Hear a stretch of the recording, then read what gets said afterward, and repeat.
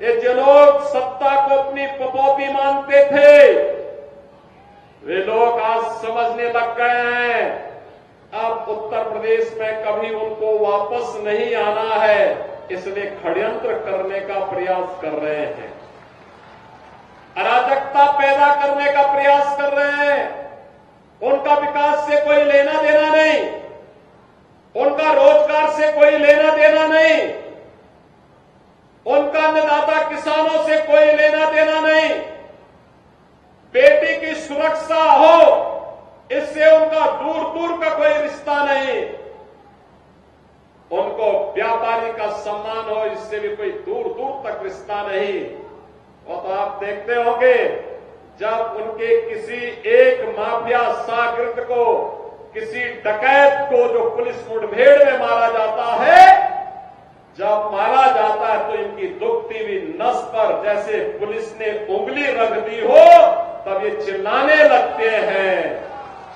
आप मुझे बताओ, जो डकैत पुलिस मुठभेड़ में मारा गया,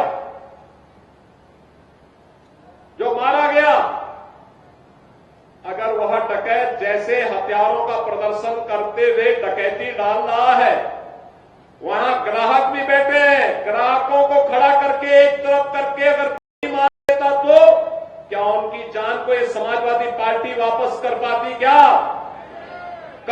क्या? और वो किसी भी जाति के हो सकते थे। ग्राहक वो यादव भी हो सकता था, दलित भी हो सकता था, किसी भी जाति का हो सकता था, क्योंकि किसी को बेटे की शादी करनी होती है, किसी को कोई विदाई में कोई जेवर देना होता है। जेवर की परंपरा हमारे इतिहास का एक महत्वपूर्ण कार्यक्रम हिस्सा है, मांगलिक और एक शुभ कर्म का हिस्सा माना जाता है।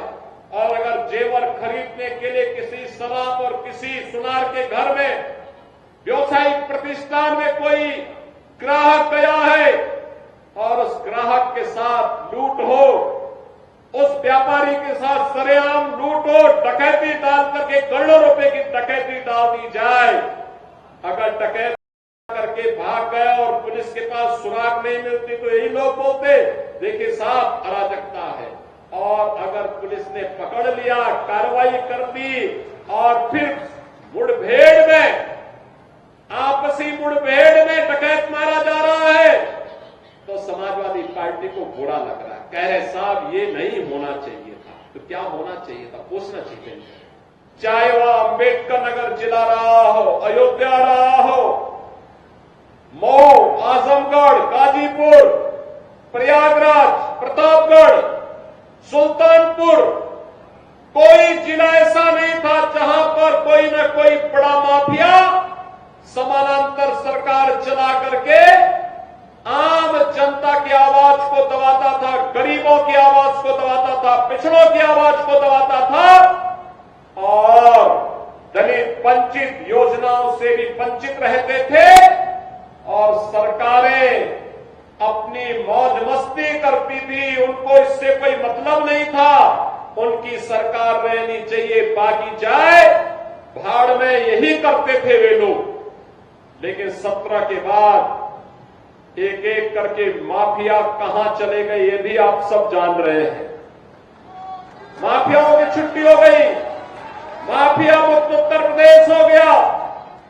जो लोग पर्व और त्योहार में विघ्न बाधा डालते थे, विघ्न बाधा समाप्त हुई।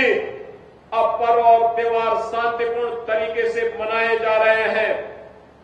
बेटी और व्यापारी की सुरक्षा पर जो खतरा पैदा करते थे वे सभी गायब हो गए और जो बचे हैं वे भी अपनी यात्रा की तैयारी कर रहे होंगे।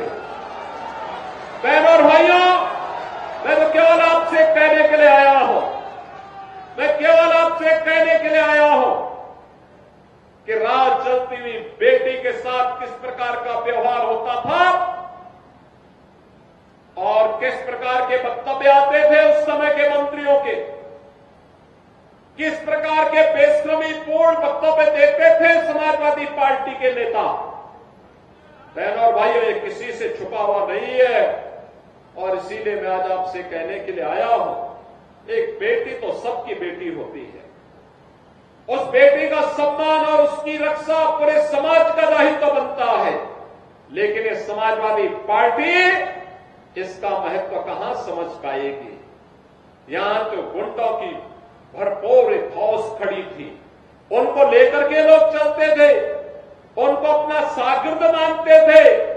जो जितना बड़ा गुंडा और माफिया होता था, समाजवादी पार्टी में उतना बड़ा ओहदा उसको दे दिया जाता था। और समाजवादी पार्टी के लोग इसी में गौरव से बोलते थे कि देखिए ये गुंडा हमारा इस जिले को संभालेगा। उनको नहीं पता था कि जनता लड़ाई लेगी, एक गुंडे और माफिया एक एक करके यमलोक की यात्रा के लिए प्रस्थान कर जाएंगे और जनता जनार्दन के साथ अन्याय का हिसाब चुकता होगा। याद करिए 17 के पहले, याद करिए 17 के पहले पुलिस पहले भागती थी, पीछे पीछे गुंडे दौड़ाते थे। आज 17 के बाद उल्टा हो गया है।